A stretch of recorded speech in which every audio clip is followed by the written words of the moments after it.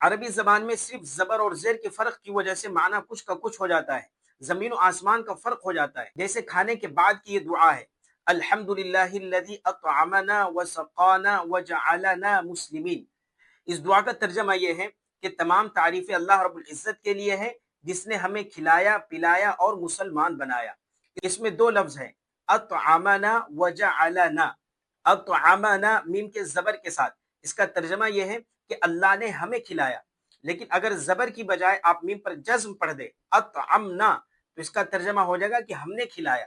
دیکھیے معنی بالکل الٹ گیا، پہلے نسبت اللہ کی طرف ہو رہی تھی کہ اللہ نے ہمیں کھلایا، اور اطعمنا کا ترجمہ ہو جائے گا کہ ہم نے کھلایا، اب نسبت خود اپنی ذات کی طرف ہو گئی، معنی میں کتنا فرق ہو گیا۔ ایسی وجعلنا مسلمین، اس کا ترجمہ یہ ہے کہ اللہ رب العزت نے ہمیں مسلمان بنایا، لیکن اگر لام پر زبر کی بجائے آپ جزم پڑھ دیں وجعلنا مسلمین، تو اب ترجمہ ہو جائے گا کہ ہم نے مسلمان بنایا۔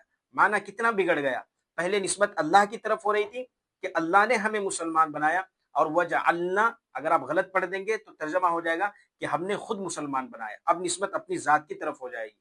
اس لیے ان دونوں لفظوں پر زبر پڑھیں، اطعمنا وجعلنا، جزم نہ پڑھیں ورنہ معنی کچھ کا کچھ ہو جائے گا۔ اس لیے ہمیں جو دعائیں، نماز کے اذکار اور صورتیں وغیرہ یاد ہوں، وہ ہمیں چاہیے کہ ایک مرتبہ ہم کسی جانکار کو سنا لیں، تاکہ اس میں جو غلطی کوتاہی ہو اس کی اصلاح ہو جائے۔